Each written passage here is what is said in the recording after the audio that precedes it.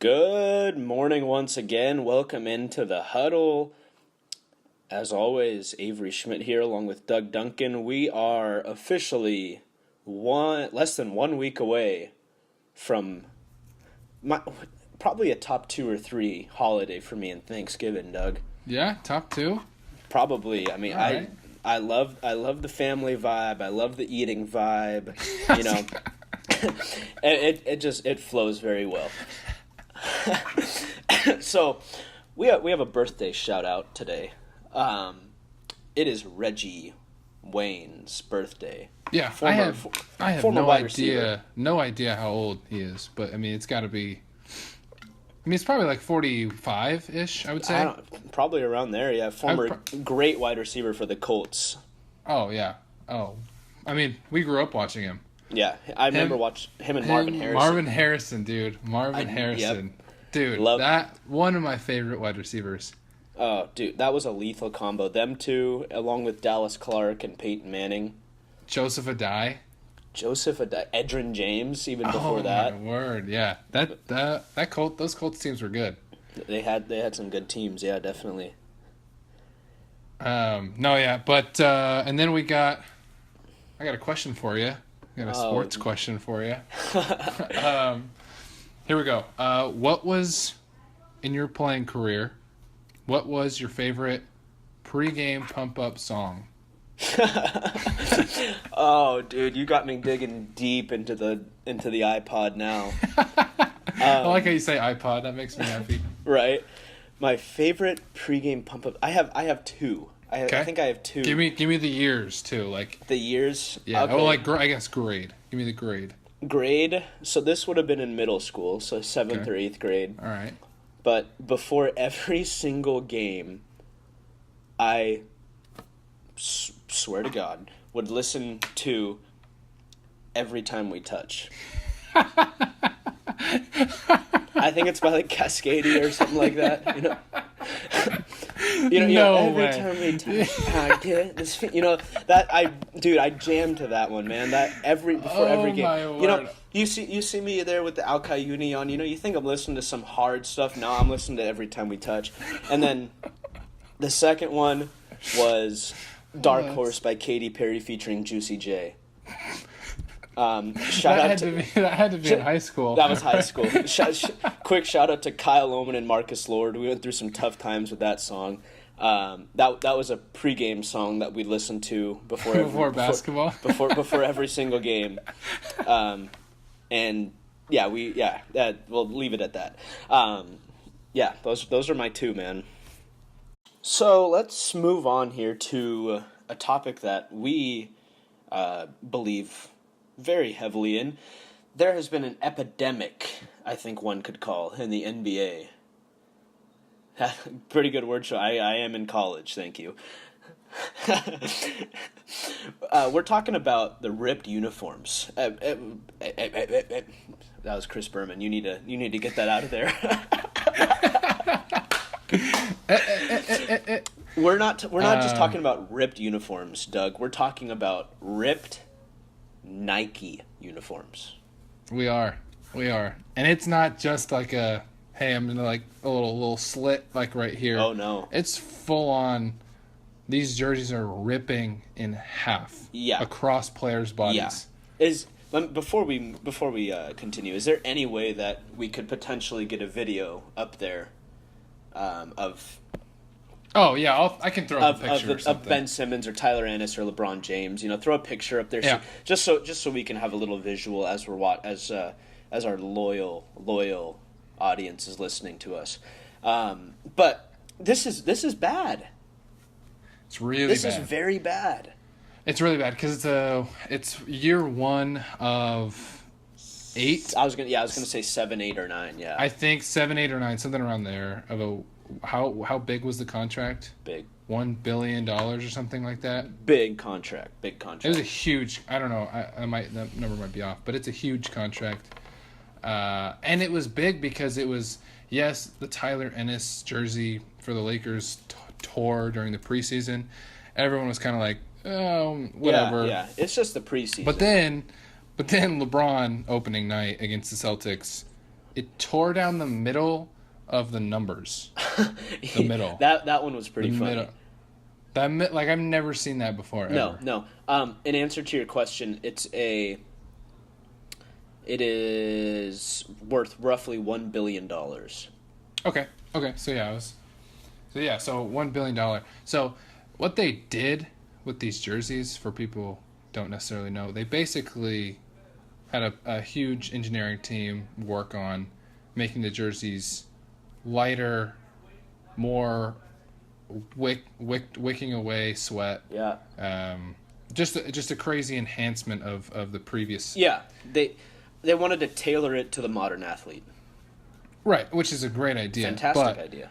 It's come back to bite because they're too thin. Yeah.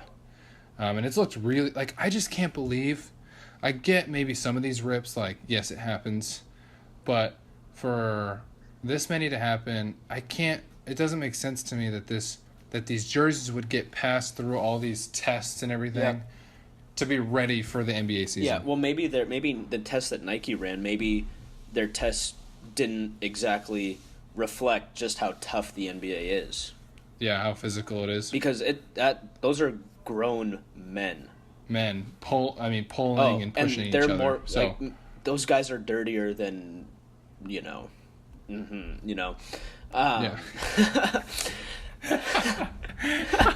no, it's definitely. I mean, maybe you don't see it all the time, but it's a really physical play style. Oh yeah. Even though today's NBA is considered light and 3-point shooting, it's still really physical. If you watch those guys bang down low, it's tough. Oh man, those guys work their tail. Even the guys that get 5-6 rebounds a game, they're still fighting their tails off down there. I mean, it's still pretty. It's bruising, definitely.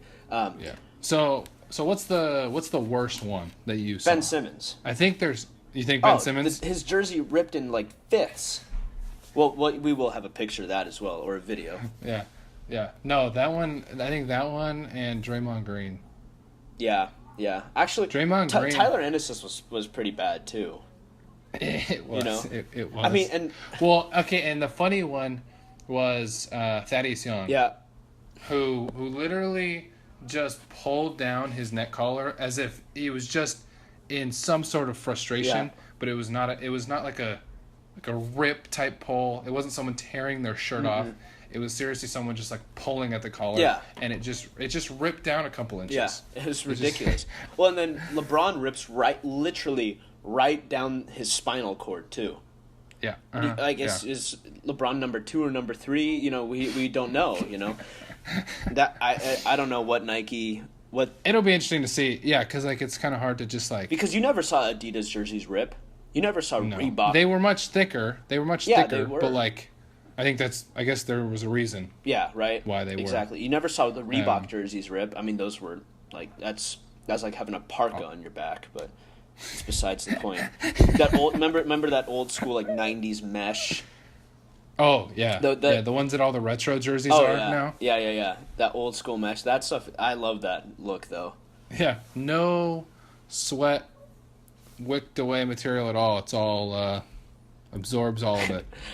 Nice and heavy. Right. So stick in the NBA real quick. We're running out of time on this segment, but we're sticking the NBA, and I don't know if you saw this last night, but C.J. McCollum blew some kisses at Evan Fournier last night when they got in a little altercation. So that's our horn. We're going to move on real quick. Doug, if C.J. McCollum grabs your girlfriend's butt and blows kisses at her, what are you going to do? Tell her to go get his autograph in a picture.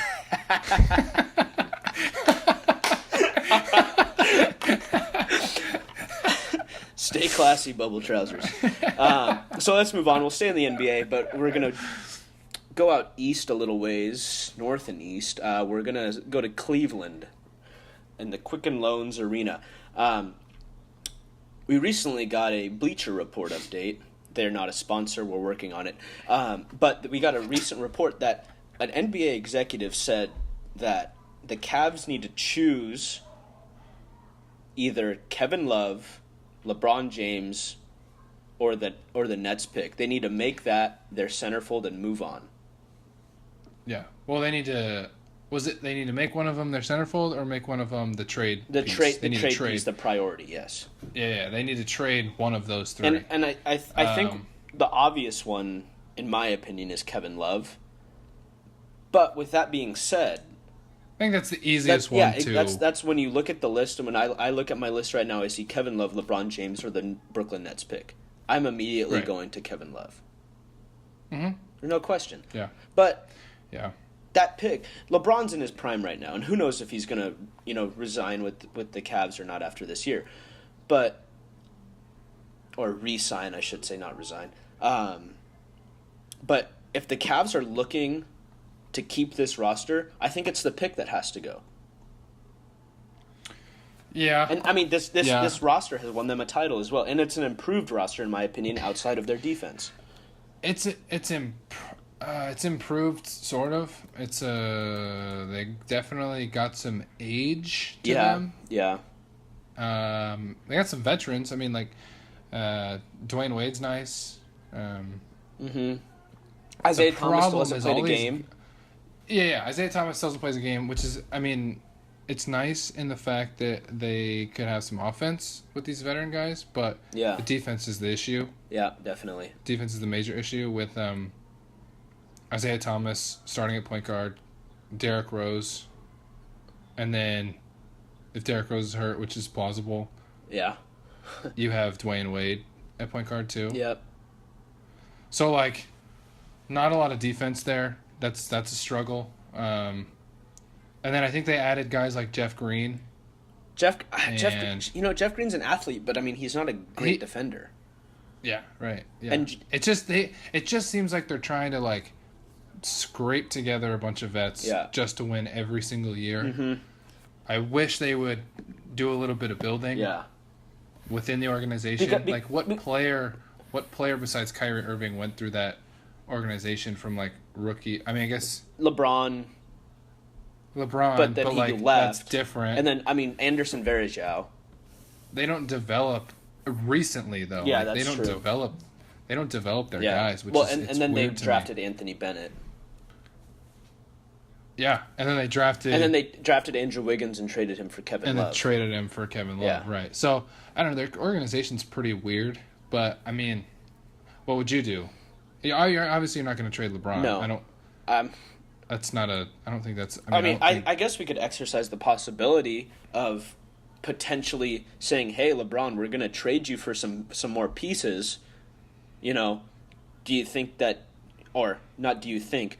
You are going to re-sign with us at this free agency.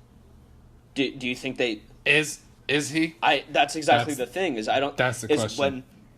When you have a player that's more of an influence in the organization than the general manager, you just can't, And I don't think you can take that risk either, because things can change between now and what is it, July? Yeah, July 1st.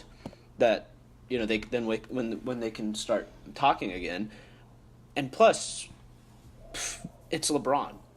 It's the greatest player that you're ever going to watch on the basketball court, Yeah.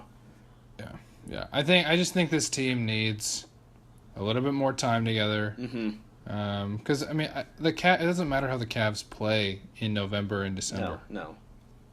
Because they're gonna make the playoffs because the East sucks. Yeah. Well, it not sucks, but they're not that good. They're mediocre. Yeah.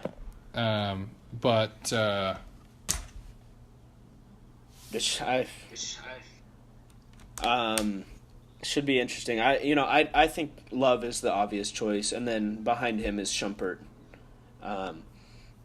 But that pick, Brooklyn is 5-9 this year. They're not doing terrible. They got a pretty good team too, as we saw in Portland a few nights ago, which sucked. That's our horn. Show's not over. College football. College football. Sorry, having a little technical difficulties there, but yeah, college football. So, top 4 just came out, and if the season ended right now, you'd have Alabama at 1, Clemson, Miami, and Oklahoma. What do you think about that? With Wisconsin, Auburn, and Georgia being 5, 6, and 7. Alabama's a lock. Yeah. Clemson's, I think, deserving of a top 4 spot. Miami is interesting because they are 9-0, but it seems from what I've seen is that yes, they beat who they just beat Auburn. Georgia, no, Notre Dame. Notre Dame. They just played Notre Dame. They just Demolished smacked them. them. Beat the living crap out of them. Favorite part of that game was the turnover chain. Oh, that's been my favorite part of every single Miami game so far. I think that was awesome. It just I read something that their road games haven't been great wins, and I don't think they've been against great opponents either. Yeah.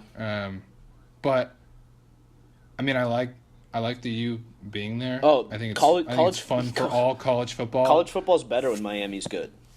I think you're right. That's another question I have for you, but I'll get to that in a second. Okay. Oklahoma. They have the best player in the nation. Best player in the nation right now, but are they more deserving than Wisconsin at 10-0? Yeah, I think so. Yeah. Wisconsin's in the weaker part of the Big Ten, play less games. They're the fake ID of college football. Yeah. They're always there. Quote from Colin Cowherd right there. I did not take credit for that. Oklahoma's only losses to Iowa State, which Iowa State put together a few good wins, but in the end, Iowa State is just another 3 or 4 loss team, 3 or 4 loss team. I think Notre Dame's done. I think they were done from the start of the year. I don't like their roster. I don't like Brian Kelly. Not a fan of Notre Dame at all. not a big Notre Dame guy? Not a big Notre Dame guy. No, not at all. Ohio State and Penn State need a miracle. They need to win out, and then... Well, the guys that have 2 losses, you can't... Well, and Penn State lost to Ohio State as well. So if they both go 10-2, teams... it's Penn State versus Wisconsin in the Big Ten championship. Right. That I hope Wisconsin wins that for the sake of not having 2 SEC teams in there again. Yeah. Well, and then here we go again. Is we have Auburn and Georgia sitting at 6-7, 8-2, 9-1, and right. Georgia finishes the year with Kentucky and then at Georgia Tech, which I can see them having troubles with both those games because Kentucky has been up and down all year, and then at Georgia Tech is never tough to play that weird wishbone wing tee offense. Whatever you want to call it. But here's the game that I circled at the start of the year is Alabama at Auburn, final week, Iron Bowl. Iron Bowl. That will determine who's going to play Georgia most likely in the SEC championship, and that will determine who is the representative from the SEC. But Auburn has to win. Has to. Auburn has to win. They have to beat Alabama, and then I think they have to beat Georgia as well. Beat Georgia to even get in. Same with Georgia. Right. They have to beat Kentucky, beat Georgia Tech, and then I think they have to beat Auburn or Alabama to get in as well. Yeah, but do you think that if Alabama loses to one of those teams, do you think they're still in? Alabama? Yeah. Oh, without a doubt. Without a doubt. So they're a lock either way. I think if they have Mercer next week. But if they lose to Auburn, that could be interesting if Auburn then loses to Georgia in the SEC championship. Because then when you throw Georgia? Then I'd throw Georgia in there for sure. But you're not going to you can't knock Alabama down. No, but I mean, then you exercise the option of having Miami, of having Wisconsin in there as well. I guess Alabama is pretty much a lock either way. I think they are, which, I mean, I'm telling you what, man, we'll talk about another show, but expanding the playoffs. Hey, you know what? Let's we'll keep that silent because we're eyeing a Christmas special about that here in about a month or so. So be ready, be pumped for that because that's going to be an awesome show. Yeah. Here's my question for you. All right. Is the U back? Is the U back? The U is back, and they are here to stay for a long time. Right. with Good Avery That's a response right great there. response. With Mark Reich, I think is that his last name, Mark Reich. With him at the helm as the head coach, there's no question. They have the resources, they have the facilities, they have the coach, they have the area to recruit in, they have the gold chain, more importantly, and they have a 9-0 record. I mean, Yeah, the U's back. I don't think yeah. it's a question. This year they're doing really well. They're 9-0. Next year, I think that they're going to be a top 5 team preseason, and I think they'll be 11-1, 12-0 as well next year. Win the ACC and probably give Alabama a run for their money in the college football playoff. Not only do I think that next year, I think that this year as well. Okay. All right. Miami, they're on a roll right now. Alabama, watch out, man. Watch out. I love Alabama. Nick, It's fun to see them back. yeah. Oh, It's fun to see them be in the top four. well, did you see? This was the first time since 2001 that College Game Day was in Miami. Let me finish this thought. And guys on that 2001 team included some of the names: Vince Wilfork, Sean Taylor, Jason Taylor, just studs, Just studs. And I think they're back. I think they're here to stay. The U, baby. So next week, guess who's back next week, Doug? Oh, is it B-Val? B-Val is back. Hopefully, we're gonna do a day after Thanksgiving special. We're going to talk about turkey. We're going to talk about stuffing. We're going to talk about football. We're going to talk about college football. We're going to talk about just about everything. So be ready for that. Thanks for tuning in today. It was a great show, and we'll see you next week. And the U, baby.